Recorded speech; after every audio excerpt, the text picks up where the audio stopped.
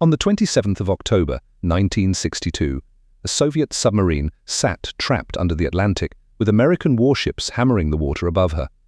Her captain believed the war had already started. He ordered the nuclear torpedo made ready. 3 men had to agree before it could be fired, and one of them refused.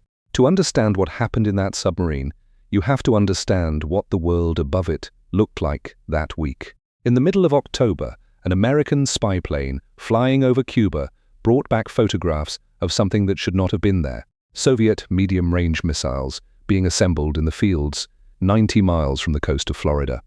From there they could reach most of the eastern United States in under 15 minutes. For 6 days, the American government argued in private about what to do, while the country carried on with no idea anything was wrong. Then, on the 22nd of October, the president went on television and told them. He announced a naval quarantine.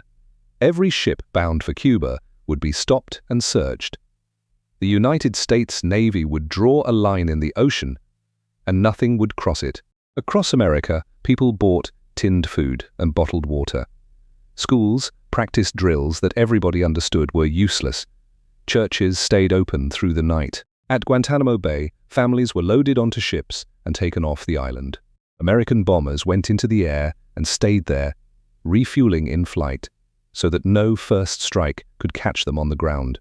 It was the closest the two sides ever came, and almost nobody knew that the most dangerous moment of all was happening 200 feet underwater, where nobody could see it. 3 weeks earlier, on the 1st of October, 4 Soviet submarines had slipped out of Kola Bay in the Arctic and turned south. They were Foxtrot-class boats, diesel-electric, long and black, built for the freezing water of the North Atlantic. B-4, B-36, B-130, and B-59. Their crews were not told where they were going. The orders were sealed. Most of the men assumed they were sailing to somewhere cold. Each of the 4 submarines carried 21 torpedoes. 20 of them were conventional. The 21st had a nuclear warhead. One of those torpedoes, fired into a group of ships, would have destroyed everything on the surface for miles around. Aboard B-59, one of the officers was a man named Vasily Arkhipov. He was not the captain of the submarine. He was chief of staff of the whole brigade, riding aboard one of its boats. That distinction is the reason you are alive to hear this.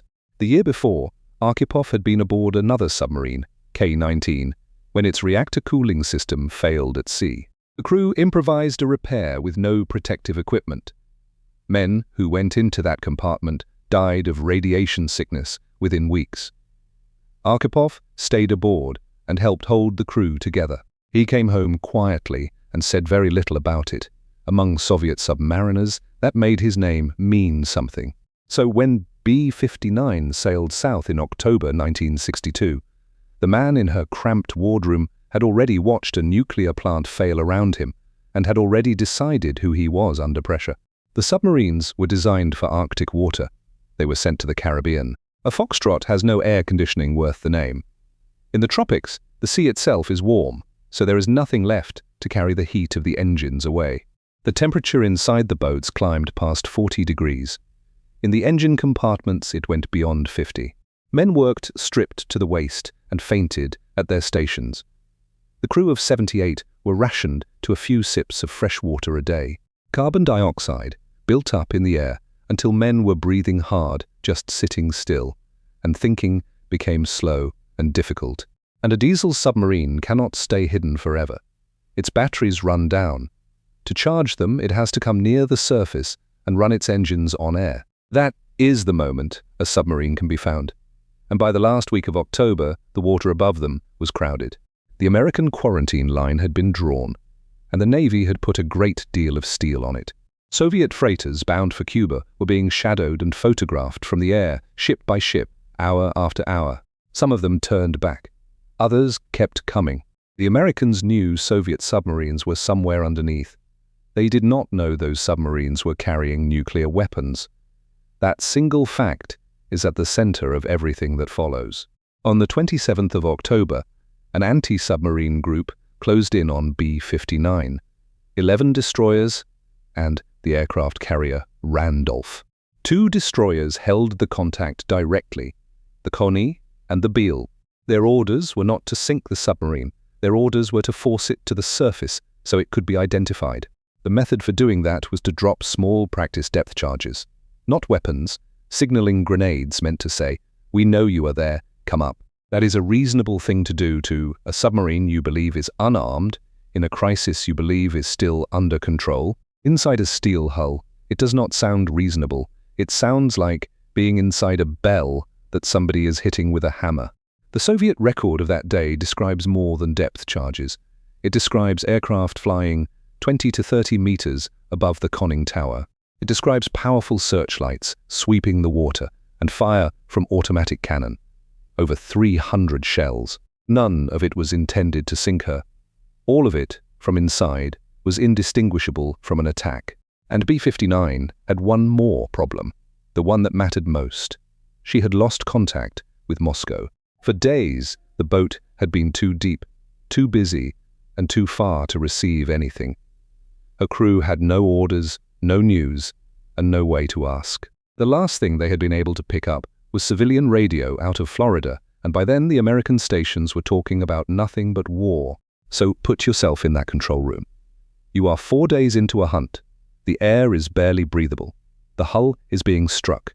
Nobody has told you anything for days, and the last thing you heard was that your country and theirs were about to go to war.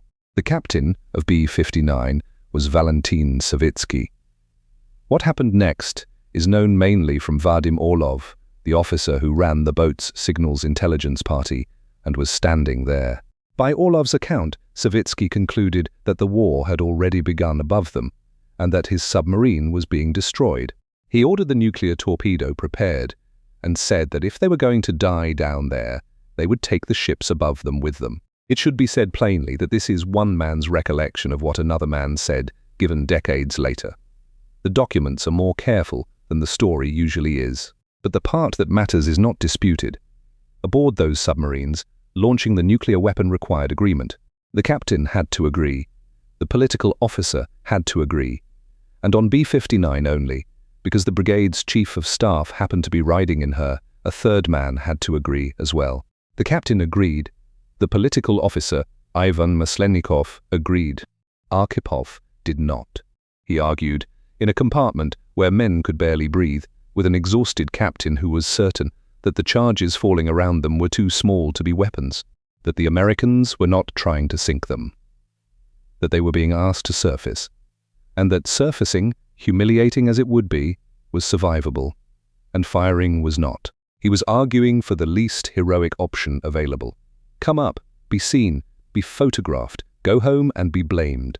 He won the argument, the order was cancelled, and B-59 came up. This is what the Americans saw. A Soviet submarine, on the surface, ringed by ships, a helicopter overhead, photographed from the air.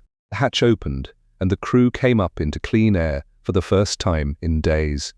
On one of the American ships, a band was playing jazz across the water. Nobody boarded her, nobody fired. After a time, the Americans let her go, and B-59 turned north and began the long journey home. There was no welcome when they got back. Soviet commanders were angry that the boats had been forced to surface at all in front of cameras. One admiral is said to have told the returning officers that it would have been better if they had gone down with their ships. The men went back to their lives. Archival stayed in the Navy, rose to vice admiral, and did not talk about it. For 33 years, nobody outside that submarine knew how close it had come. It surfaced in 1995 when a Russian journalist published an interview with Vadim Orlov. 7 years later, at a conference in Havana, the story reached the rest of the world. Archival had died in 1998, before almost anyone outside Russia had heard his name. And here is the detail that says the most about him. In his own account, given the year before he died, he barely mentions the nuclear weapon at all. He described a hard patrol, a difficult decision, and a boat that came home. He never once described himself as the man who stopped a war. There was no signal that day, no red telephone, no vote, no warning that the world had come to a stop and started again. Just 3 men in a hot steel room 200 feet down, and one of them who would not agree. The world above them never noticed and went on with its afternoon.